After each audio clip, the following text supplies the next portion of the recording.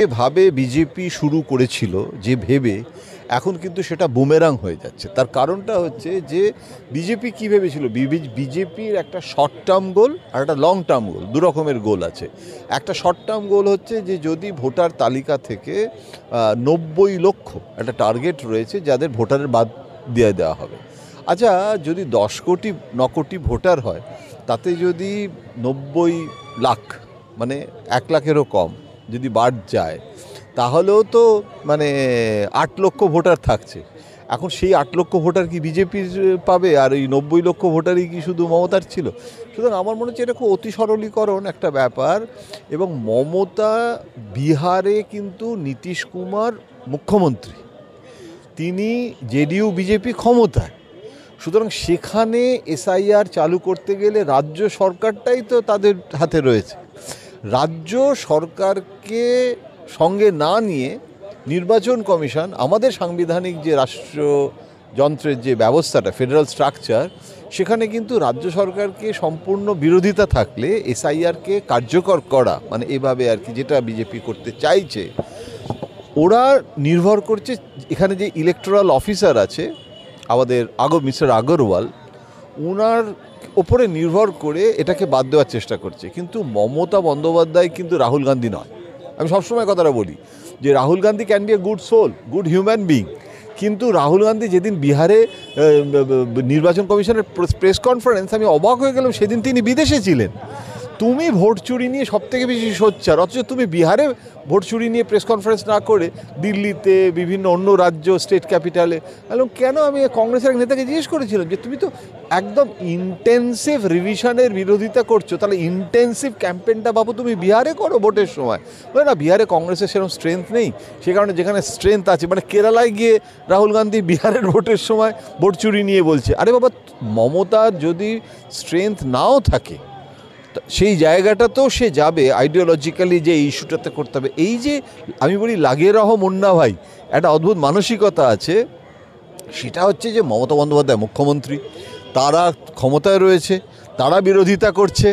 সুতরাং এসআইআরটাকে কার্যকর করতে গেলে রাজ্য সরকারের যে ইনফ্রাস্ট্রাকচার, যে এই যে বিএলওরা যে বিদ্রোহ করছে, তো বিহারেও তো বিএলওদের বিদ্রোহ হতে পারতো, হয়নি।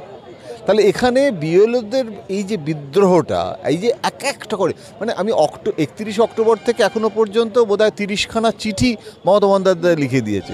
ও তো 24/7 এটাই করে না। সুতরাং ও তো সারাক্ষণ ধরে এক একটা আত্মহত্যা, এক একটা মৃত্যু, সেটাকে নিয়ে ইস্যু করছে। এবং যেখানে বিজেপি ভোটের তালিকা থেকে যে বাদ দিতে চাইছে, শুধু তো মুসলিম নয়, হিন্দুরাও তো বাদ যাবে।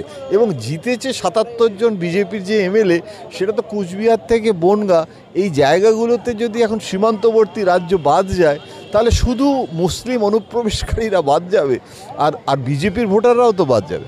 সুতরাং আমার মনে হয় বিজেপি এটাকে একটা ইস্যু করতে চাইছে, প্রচারের অনুপ্রবেশটাকে, যে মুসলিম এত ঢুকে গেছে, এরা সব রোহিঙ্গা, এরা সব, এইটাতে যদি হিন্দু ভোটটাকে কনসলিডেট করা যায়, সেই লক্ষ্য রেখে করছে। কিন্তু সেই লক্ষ্য সফল হবে বলে আমার কিন্তু মনে হচ্ছে না।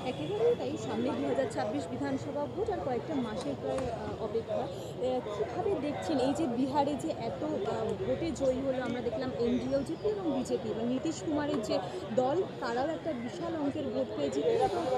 তারপর বিজেপি, আমরা বঙ্গ বিজেপিও দেখেছি, তারা সরাসরি হুঙ্কার দিচ্ছে যে অঙ্গবঙ্গ কলিঙ্গ 2026-এ বিজেপি রাজ করবে।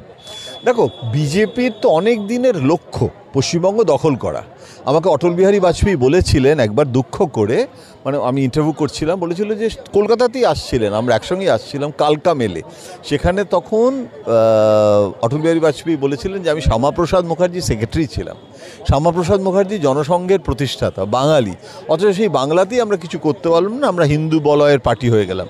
তো যতদিন না পর্যন্ত, এবং অমিত শাহ কিন্তু পার্টির প্রেসিডেন্ট হয়ে প্রথম প্রেস কনফারেন্সে বলেছিলেন, আমি উপস্থিত ছিলাম, যে আমরা বিজেপি তখনই সর্বভারতীয় পার্টি হতে পারবো, শুধু গৌবালয়ের পার্টি হয়ে থাকবো না, অল ইন্ডিয়া পার্টি হতে গেলে আমাকে পশ্চিমবঙ্গটা পেতে হবে, নর্থ ইস্ট পেতে হবে, ইস্টার্ন রিজিয়ন পেতে হবে, আসামটা পেলো, ত্রিপুরাটা পেলো। তো এখানে হলো কি ক্ষুধা বাড়লো, অ্যাপেটাইট বাড়লো, এবারে পশ্চিমবঙ্গটা দখল করতে চাইছে। কিন্তু পশ্চিমবঙ্গটা দখল করতে গেলে তোমার রাজ্যে তো বিজেপির নেতৃত্বের একটা বিরাটভাবে অভাব না, সেখানে মানে নিজেদের মধ্যে খেয়ে মারামারি, আমি সেটা তো যাচ্ছি না। সদস্য তোমার সংগঠন দরকার না। নরেন্দ্র মোদীর জনপ্রিয়তা আছে, নরেন্দ্র মোদী বললেনও সেদিন যে পাটনা থেকে কলকাতায় গঙ্গা বইছে, সুতরাং আমরা এবার কলকাতায় যাব। তুমি যেটা বলছো ঠিক সেই কথাটাই তো না, যে আমাদের দখল করতে হবে, কি বললে অঙ্গবঙ্গ কলিঙ্গ। তো দখল যে করবে তোমাকে, তো নরেন্দ্র মোদী তো মুখ্যমন্ত্রীর পদপ্রার্থী নন, নরেন্দ্র মোদী তো মমতার বিরুদ্ধে ভবানীপুরে প্রার্থী হতে আসছেন না। তাহলে আমি নরেন্দ্র মোদী, আমি একটা নিশ্চয়ই আমার ব্র্যান্ড ইকুইটি আছে, মোদি গ্যারান্টি দিচ্ছি, কিন্তু সেই বার্তাটা পশ্চিমবঙ্গে রাজ করতে গেলে ঘরে ঘরে যে পৌঁছে দেবে, 1 কোটি ভোটারে সদস্যের টার্গেট করেছিল বিজেপি, সে 1 কোটি কয়েক লক্ষতে গিয়ে থেমে গেল। তাহলে এইখানে তোমার সংগঠন নেই, তোমার নেতৃত্বের সংকট, এবং সেখানে অনেক নেতা আছে যারা আমি বলি খণ্ড খণ্ড, একটা অখণ্ড মমতাকে কাউন্টার করার জন্য একটা খণ্ড সুকান্ত, একটা খণ্ড শ্রমিক, এইভাবে হবে না। তোমার একটা, যেটা বিজেপির এক শীর্ষ নেতা এখানে এসে বলেছিলেন যে আমাদের মেন সমস্যা যে আমাদের একটা মমতা দরকার, যে মমতাকে সিপিএমকে তাড়িয়েছিল ওই রকম একটা মমতা দরকার, যে 24/7 রাজনীতি করে। তো আমি মনে করি it's not cake walk for BJP. BJP নিশ্চয়ই তার চেষ্টা চালিয়ে যাবে, বিরোধী দল হয়েছে, বিজেপি তো কিছুই ছিল না, সেখানে কংগ্রেস সিপিএমকে অবলুপ্ত করে দিয়ে বিজেপি প্রধান বিরোধী দল হয়ে গেল, এটা বিজেপির একটা অ্যাচিভমেন্ট, বিজেপি অনেকটা গেন করেছে। তাই বলে মানে ছেঁড়া কাঁথায় শুয়ে চাঁদকে ধরার যে স্বপ্ন, আমার মনে হয় না 2026-এ অন্তত সেটা সফল হবে। একেবারে শেষ প্রশ্নে যাব। আপনার সাংবাদিকতার জীবন প্রায় অনেকটা, আপনি 34 বছর বাম শাসনকে ভেঙে তৃণমূল সরকারকে আসতে দেখেছেন, বা বিরোধী দল হিসেবে বিজেপিকেও আপনি পশ্চিমবঙ্গে আসতে দেখেছেন। 2026-এর মেন টার্গেট বিজেপি বাংলাকে করতে চাইছে, ফলাফল নিয়ে আপনি কি বলবেন, বা আপনার অ্যাজাম্পশন? আমি মনে করি যে 2026-এ মমতা বন্দ্যোপাধ্যায় হেরে যাবে আর বিজেপি ক্ষমতায় আসবে, এটা বিজেপির শীর্ষ নেতারাও মনে করেন না। মোদি এবং অমিত শাহও জানেন যে এবারে সম্ভব নয়, কিন্তু ওনারা জেনারেল। একটা যুদ্ধ যখন হয় তখন সেনা প্রধান সে কি বলবে আমি যুদ্ধে হেরে যাব? তাহলে তো সমস্ত সেনা কর্মীরা তারা মনোবল ভেঙে যাবে। সুতরাং নরেন্দ্র মোদীকে বলতে হবে যে আমি এখানেও জঙ্গলরাজ শেষ করব, কিন্তু নরেন্দ্র মোদী তিনি জেনারেল, আর্মি জেনারেল, তিনি এটা বলছেন বটে, কিন্তু তিনিও জানেন সম্ভব নয়। সুতরাং আমি মনে করি না সম্ভব হবে। মূল প্রশ্নটা ক্ষমতাচ্যুত মমতা হবে না, কিন্তু মার্জিন কি হবে, অর্থাৎ বিজেপি 77টা এমএলএ ছিল, সেটা কি কমে যাবে নাকি কিঞ্চিত বাড়বে? অর্থাৎ সেখানে মমতা বন্দ্যোপাধ্যায়ের যে ভোটের মার্জিন সেটা কমবে না বাড়বে? মমতা চেষ্টা করবে বিজেপিকে আরও দুর্বল করে দিতে, দিয়ে মার্জিনটাকে বাড়াতে, যে এসআইআর করা সত্ত্বেও তোমরা পারলে না। এটাই তো মমতার কাছে চ্যালেঞ্জ। কিন্তু ক্ষমতা আসা না আসার থেকেও বড় কথা হচ্ছে এখন মমতাকে প্রমাণ করতে হবে যে আরও বেশি করে ভোট পাওয়া।